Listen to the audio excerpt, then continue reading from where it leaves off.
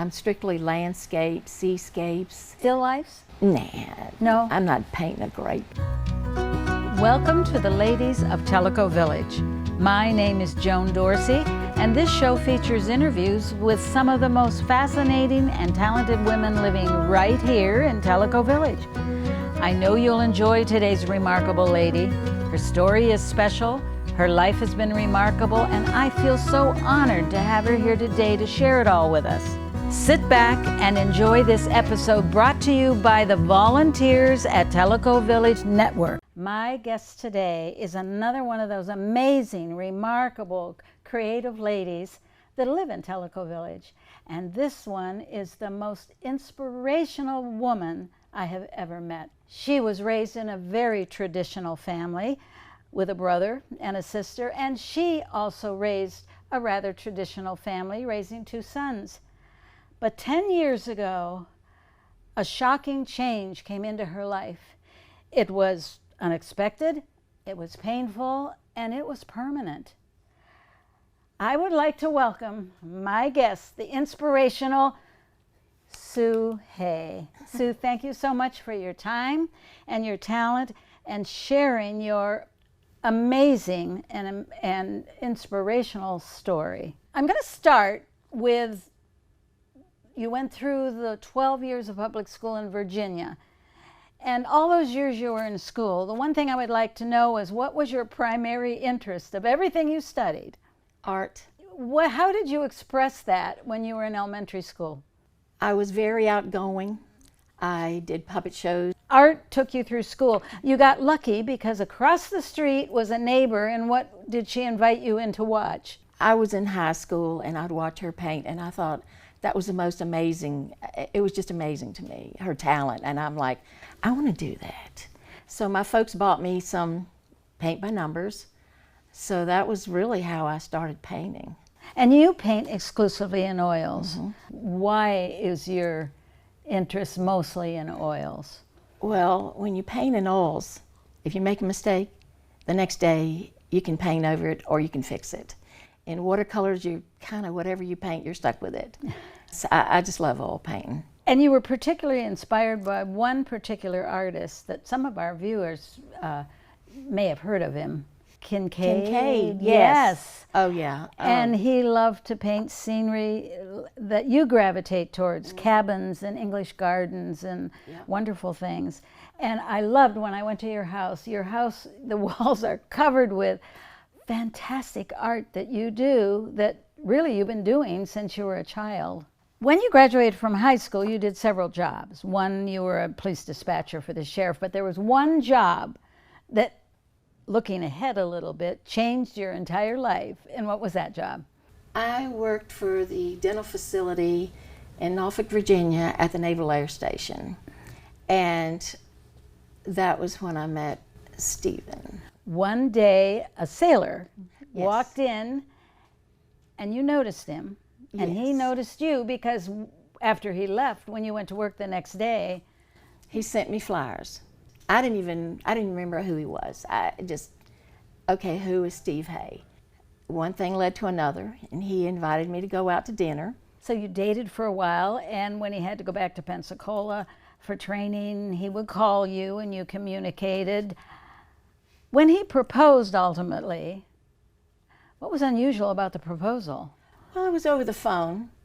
He called me and he said he loved me and he wanted me to marry him, and I said no. Well, I gave him excuses why I didn't think that I should marry him, and it was lame excuses. And then he called me the next night and he asked me again to marry him, and before I could say anything, he gave me a list of reasons why I should marry him. 3 months later, we got married. This year are celebrating your 42nd anniversary. Obviously, then you joined him and you spent 10 years in Pensacola as a Navy wife, and you homeschooled your two boys, and you also went to school. And what did you take up? I got a job on base and with the attorney's office, and so I started taking law courses. And I became a paralegal, and then I got an opportunity to get a promotion to the U.S. Attorney's Office in Pensacola, and so I was a paralegal for them for several years. And at the end of the 10 years, you kind of put your heads together and decided you were going to retire from the Navy, and you went north, to Tennessee. And what town in Tennessee? Right outside of Kingston. What did Stephen do? Because you guys were young to retire. He went to work for the post office. And you started oil painting. You taught some classes. When you're looking for things to paint, I know you were inspired by Kincaid, but where do you go other than looking at other artists' work? I took a photography course at Roane State, and I started taking photographs, and I would paint some of the photographs. And they put an article in the newspaper with a photograph that I had taken of downtown Kingston. And this gentleman called me on the phone, and he said, I have a barn, and I would love for you to paint a picture of that. So that sort of got me started. He had a picture of a railroad line that it was actually a logging railroad line, and he wanted me to paint a picture of that. And he cried when he saw that painting. He cried. He was just thrilled. It was on his great-grandmother's property. In 2012, your life drastically changed. You had a problem with one of your legs, and you went to the doctor, and what did they tell you? I needed a knee replacement. So they scheduled a surgery, and 10, 20 years ago, knee replacements were something a lot of people did. It wasn't necessarily a really, really dangerous surgery. What was the outcome? It didn't work. So they scheduled a second. And what back. was the outcome of that? Same thing. They did a total replacement, and it didn't work. And so then they did a third surgery, and that one didn't work. You were left with a decision, two alternatives of what to do with your legs, so you could function and have a life. What choices did they give you? They said I could keep it like it is, or they could fuse it out straight. And I thought, how in the world am I going to get in and out of the vehicle with I wouldn't be able to drive. So you chose to just your regular knee. Now, when you came home from the hospital, now knowing you were going to spend the rest of your life in a wheelchair, the first wheelchair you had was manual, which means what? Yes. Pushing myself. So you dealt with that for a while, but you came home to a house in Kingston with stairs, but also with doorways that weren't navigable. And you could do some ramps and things, but you had counters that were height for people standing. You did go next to a battery-operated wheelchair, which gave you wheels to go frontwards and backwards. Right. But what was lacking in the house besides not wide enough doorways? The floor plan was what? Everything was narrow, it just seemed like, and it was a challenge. Everything was a challenge. Trying to cook at the stove. What did you do when you cooked? I literally had to use a mirror. If I was cooking something in a pot, I would have to hold a mirror up to see if it was done. You had 3 wheelchairs. You had the manual one, and then you have this first motorized one, and then you ultimately got what I call the Rolls-Royce of wheelchairs, or the Lamborghini of wheelchairs. So how does that help you in the kitchen? I can elevate the chair, and I can cook on all 4 burners. I can see what I'm cooking. I can elevate to the kitchen sink, peel potatoes, do whatever I need to do there. I can get into the freezer. It's amazing. How does it help you with your art in your little art room? I do large paintings, and I can elevate to do the tops of the paintings.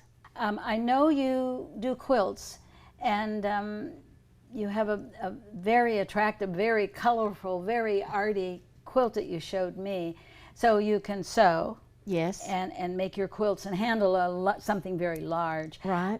What about gardening? I have flower pots. Everywhere are flower pots, so I can easily, because I can't get down on the ground and dig around in the dirt like I used to. I love gardening. And you have a garden that's lovely with a fountain in the front of your property, and you have a back patio. Yep. And you can get to both of those to do all of your gardening. This elevating wheelchair has really changed your social life. You're in a choir. I'm in the Tellico Village Singers, and I volunteer at the Playhouse. That was my next question. You are connected to the Tellico players, and what is the primary thing you do with them? I do makeup. Okay. I do makeup on the actors. But luckily, in fact, it's fairly recently, you and your husband did what with the players? We acted, we did a skit, and I was so nervous. I just, on stage is not for me. Backstage, I'm comfortable, I do my thing. And I love working with the people. It's so much fun. We have a great time. When you elevate to do the makeup, it's because the actors are on tall chairs for lighting and things. Yes. And we you're have able to do that. We have a counter that has all of our makeup paraphernalia. And so it's just so much easier just to... But one thing still was missing in your life. You couldn't do things alone. You had to be taken to wherever you went and whatever you did. What was the cure for that? I got a van. What's the process to go seeking a van? What do you have to think about? The first thing you do is you talk to God about it and you pray about it. I had picked out a van, a Honda Odyssey. I'd seen one brand new. It was like $65,000. Okay, the undercarriage, what all they do, the package to make it accessible is like $23,000. So buying one already equipped is very expensive. But I knew what I wanted. I wanted the Honda Odyssey, and I prayed about it.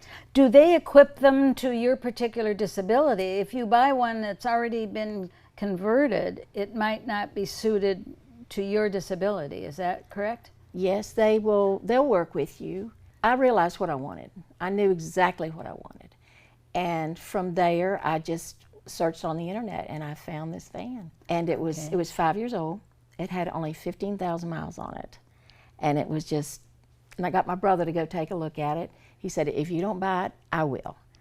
So now, this hadn't been equipped for handicap. It was decked out. It was exactly what I needed. Okay. I'm telling you, I prayed about what I needed and I got it. When you brought it home, when you went to pick it up, were you able to drive it Absolutely. back to the house? How long had it been since you'd driven? I had been driving, but Stephen would have to, we had a carrier on the back of our vehicle.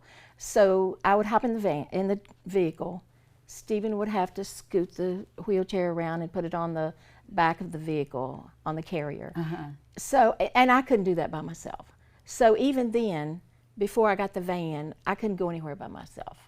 I was homebound, and that was difficult. When you show up in your wheelchair at the door, and you can open the door, and then what happens after that? A ramp comes down. I scoot up in the ramp. Fortunately, I can use my left leg, so I can transfer over into the driver's seat. I park it right behind the passenger seat. Close the ramp, close the door, and I'm out of here. What was the first time you left home? Did you experiment, like driving around the neighborhood a little bit to see if you could do this by yourself without totally panicking? I went straight to the Walmart. That might have been the day I saw you, because I saw you one day in Walmart in your wheelchair all by yourself. Oh, yeah. And I didn't know all this story then, but you were smiling and just going up and down the aisles. And you asked me, you said, are you here by yourself? I did. I said, no, I'm here. I had things to do. When people see somebody in a wheelchair, do they come up to you and say, what happened? I don't go through that. When people ask me, and people, total strangers will ask me, it's really weird, but I just tell them, say, I had a knee replacement surgery and it didn't work, it failed. Okay. And that's all I tell them. And they accept that. Yeah. One thing that really bothers me is obviously I need to have the right-hand side available for my ramp to go down, and for me to have room at the end of the ramp to turn around and get off and on the ramp. And so many people, I hate to say this, but they'll park their vehicle on the striped area, and I can't get out of the van. You've been pretty lucky. I mean, I saw you in Walmart that day, but in this time that you've been doing the van that's accessible and it's been gone through a conversion, what's some of the scariest things? Certainly it isn't all perfect. You've had some scares. I got a flat tire one afternoon on 444 by myself. I pulled all the way off the side of the road, like Stephen tells me, get way off to the side. and I'm over, the ramp would go down and I'm in the grass and I couldn't get out. That was really scary. Well, how did it get resolved? I called Stephen and he came out, and I called 911 and a policeman came out and parked behind me, because you know how fast people fly down 444. So Stephen fixed the tire for me, but it was pretty scary. There was another episode you told me about that was really frightening. Did you got out and fell down, or tell us about that? I was at the Walmart in the ladies' bathroom, and it was a nice big stall, and I was transferring back to my chair, and I fell. And I called Stephen on my cell phone, had my cell phone. I called Stephen. I said, I have fallen and can't get up. I said, I'm in the bathroom, I need help. So he came in the ladies' bathroom, he slid underneath the door, helped me get up, and then he unlocked the door and he rescued me. It was pretty scary. I don't know what I'd have done if he had been there to help me. Well, I think you maybe better give it some thought in case that ever happens again and your cell phone doesn't work. What basically has been Stephen's role in all of this? I mean, it's such a commitment, and it's such a wonderful thing that you have a together marriage, you have a home that's adapted, a car. Does he still have a role, or are you completely emancipated? He has been amazing. Every surgery, he stayed with me. He would sleep sitting in a chair. He stayed with me all night, every time. When I went to NHC for rehab, I was over there for 6 weeks. He stayed with me every night. He was just amazing. And if I was medicated and not all there, he would talk to the nurses, he just took such good care of me. He was amazing. Never And it all complained. started with a dental appointment. I know, you're right. Isn't that wonderful? Because most of us My man. don't really plan or enjoy, at least I don't, going to the dentist, but all of that started with a dental appointment. Is there anything that you've always wanted to do or always did that you cannot do now? We used to go camping, and we have not been able to figure out a way that I can go camping. As far as getting in and out of a tent, that's not going to happen. Getting in and out of a camper, the doors are this big, the bathrooms are this big. So I miss that. And hiking, and just, I love the outdoors. So I miss that. I know you had planned to hike, and you could have done it in the wheelchair, but the trail wouldn't accommodate. There were spots that could either ruin your wheelchair or you would tumble over. I wanted to do the Virginia Creeper Trail. I wanted to do that trail. Oh. I was going to do the trail.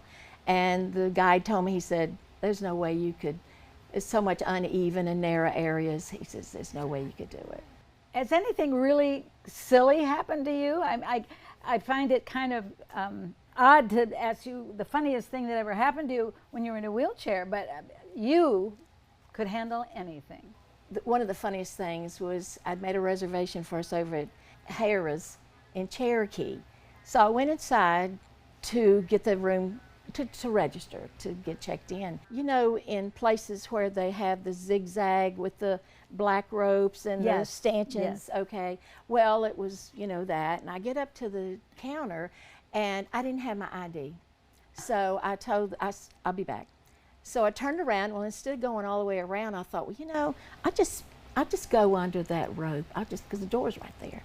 So I lifted up the rope and I got my head and shoulders under the rope, and then the rope got stuck on the back of my wheelchair. And here I go to the door, and I hear this carrying on behind me, and I hear some man yelling, "Stop, ma'am, stop!" And I'm like, he couldn't be talking to me. Well, he caught up with me, and honey, I turned and looked, and it was bedlam. It was those stanchions, the ropes, everything. I was dragging them. It was, at the time, it was not funny, but after the fact, it was hilarious, and I was so embarrassed. You just can't believe how embarrassed Did you get I a was. picture? No. Okay. Good grief, no. When I interviewed you, you took me into your art studio, and you have pictures here, there, everywhere. And when I look around, in every wall in your house is the most gorgeous paintings. I questioned you about the frog. Tell me about that. That frog was the most difficult thing, honestly, that I've ever tried to paint. And I was painting with my students, and they were trying to do the frog, and I was trying to do the frog.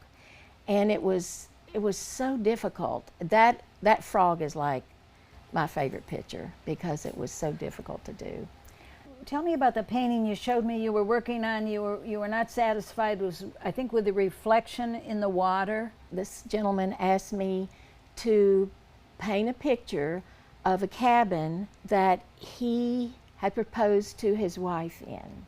He had a photograph, and I painted that picture for him and framed it and everything. And he was just thrilled. I mean, he was absolutely thrilled. And he said that they had it hanging on their wall, and they had, like, I think it was a 4th of July family get together. And he said that people stopped and family members looked at the painting and said, "Isn't that the cabin that you proposed to your wife in?" And I mean, people recognized what it was. Yes. So that was like.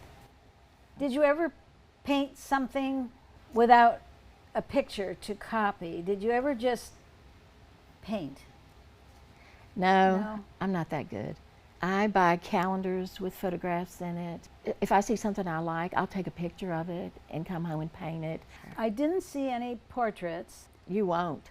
I can't That's do. a whole different kind of talent, I guess. It is. It absolutely is. I'm strictly landscape, seascapes. Still lifes? Nah. No? I'm not painting a grape. I have sold and sold and sold paintings, and my aunt came to visit and she said, "Your mom has been telling me all about your paintings. I can't wait to see them." I looked around and all I had was rejects, stuff that I hadn't sold. And so I'm like, I'm going to stop selling some of these. I'm going to start keeping them. Is it I'm hard so to give a glad. painting up to sell it? It's my child. I have created that picture. And you can ask Stephen, he's like, "Look at this, you can sell these." And I'm like, I can't. I just love them. They're part of me. Does that make sense? It does, because I have a little art hobby. I paint furniture with patterns, the very geometric things. I have all of them. I think I gave a couple away to very close friends that were gifts, but I don't think I could do that. Now, if I'm painting a painting for somebody, I know from the first stroke on that canvas, this is not my baby.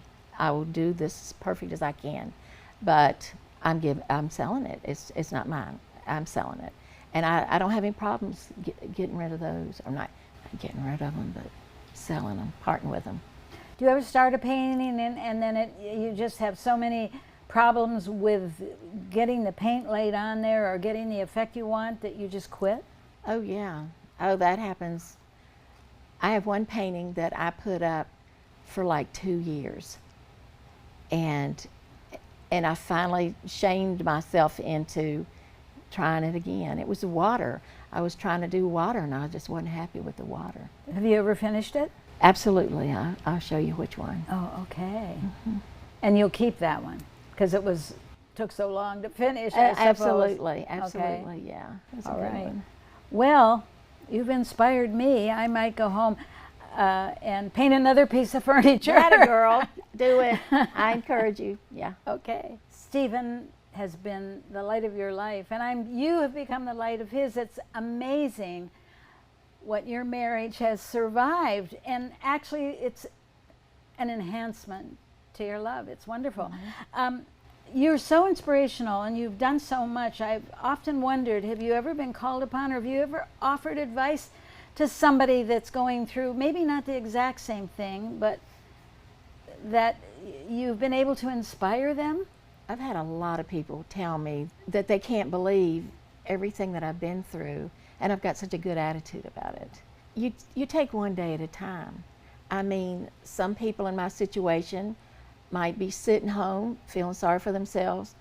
That's not me. I love life. I love my family, Stephen. I love what I do, neighbors and friends, and I love life, and I'm going to live it to the fullest. I was going to ask you what gives you the strength to do all this, and you told me once God. Absolutely. God He's gotten me through.